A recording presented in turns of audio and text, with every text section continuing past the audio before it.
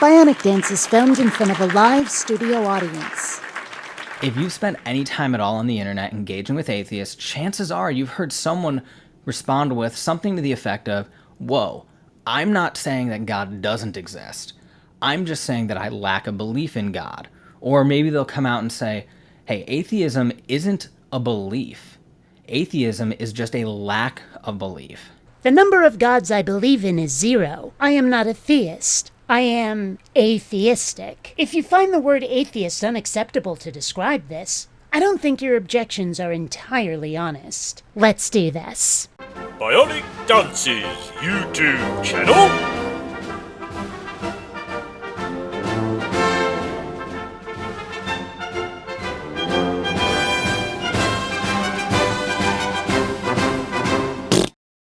Greetings, fellow space travelers, BionicDance here. The fight over the definition of atheism rages on, and the problem as I see it is largely down to our reasons for using the word. Those who insist that atheism is declaring that there is no God seem more interested in a formal debate. When people claim that atheism is a lack of belief, what they seem to be doing is trying to describe themselves, to describe the nature of their non-belief. The debater's definition doesn't have room for the nuance of people's belief or its lack, and that is why we're having this argument at all.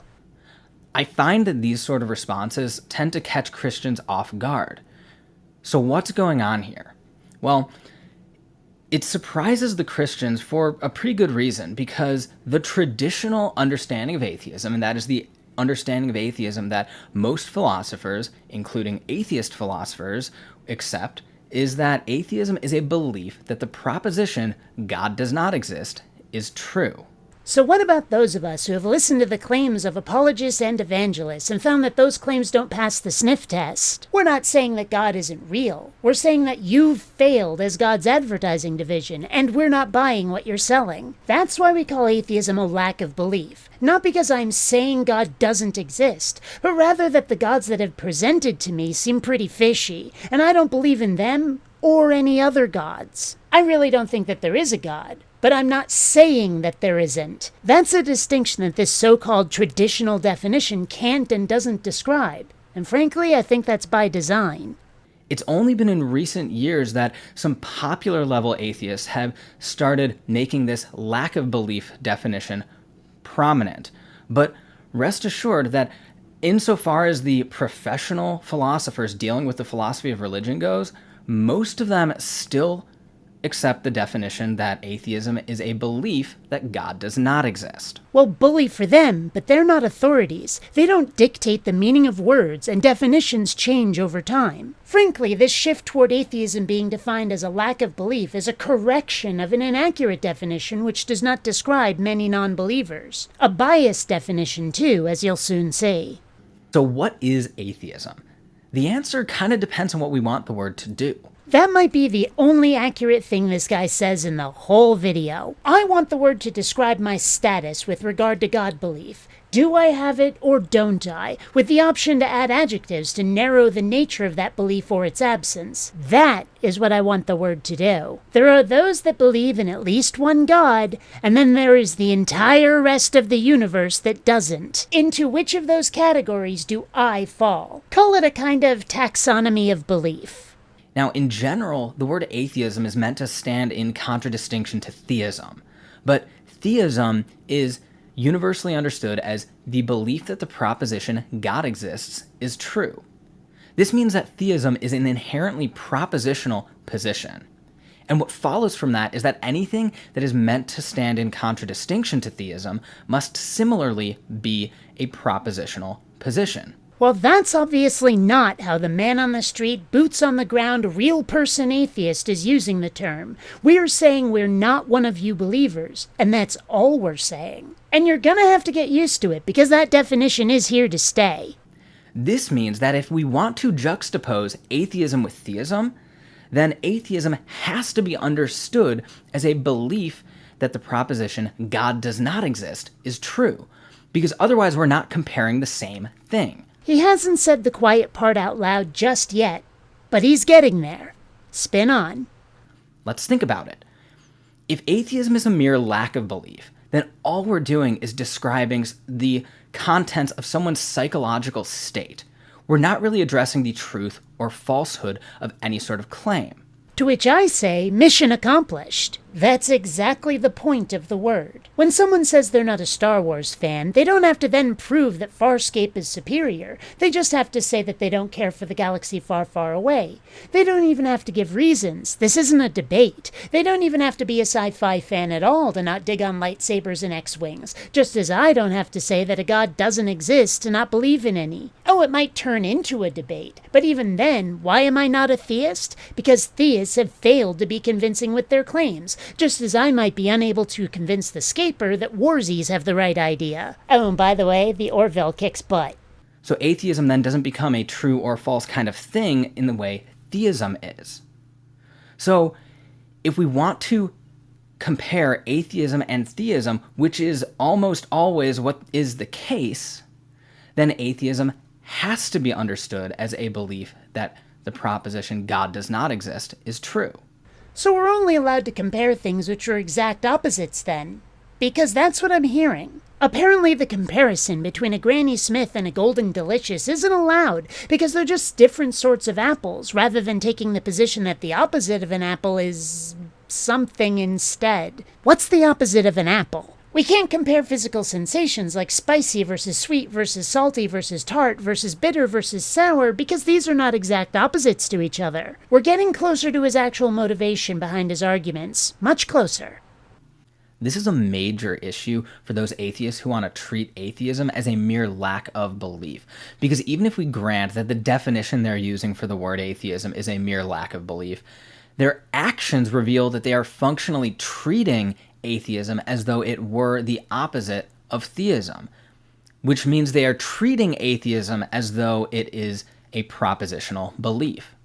Are we, though? I'd very much like examples of that, please. Or is this a case of Christian hubris, thinking your God is the only God that matters or exists, and saying claims of your God are bunk is equal to the claim that all gods are bunk? It's like in Pascal's wager, where the possibility of other gods is not a factor, a possibility which, when introduced, tears Pascal's argument to shreds. Do I think the Christian God doesn't exist?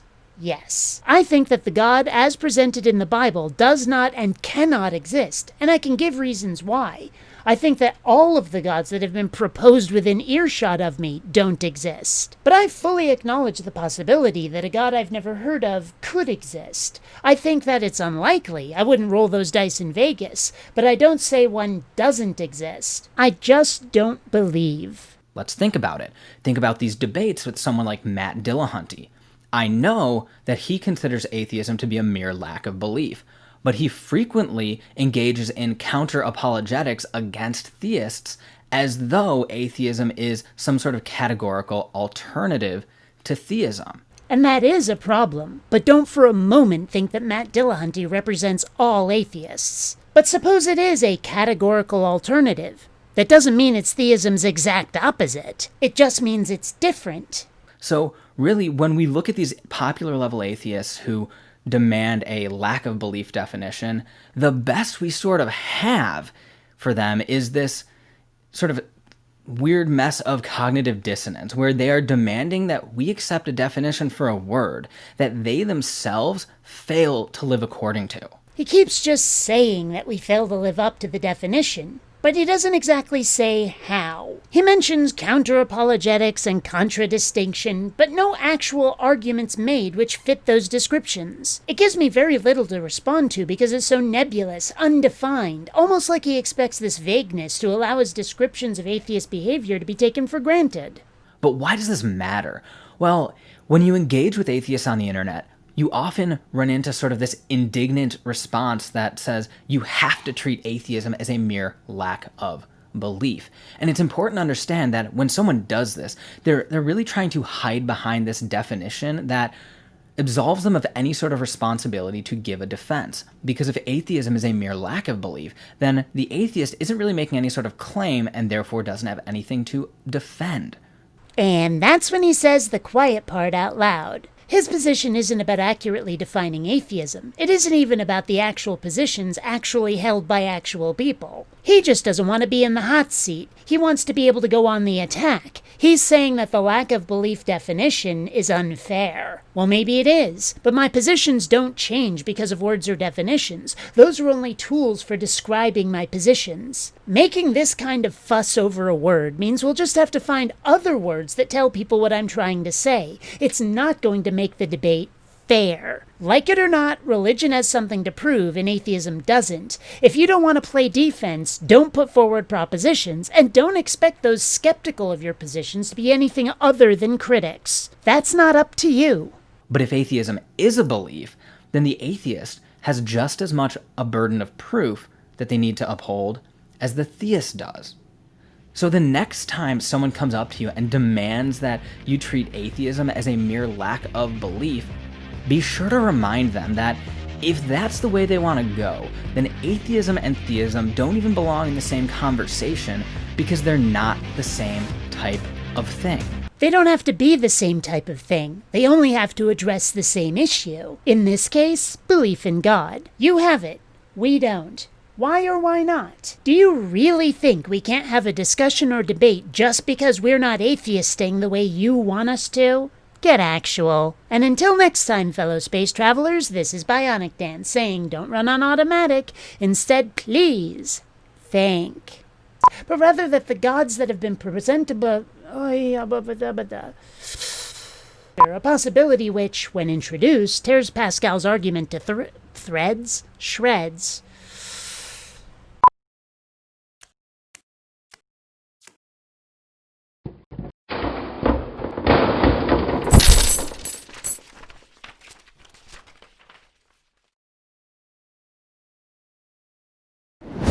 You've got two choices. You can rate this video and share it everywhere across social media, or I can send my minions after you. Choose wisely.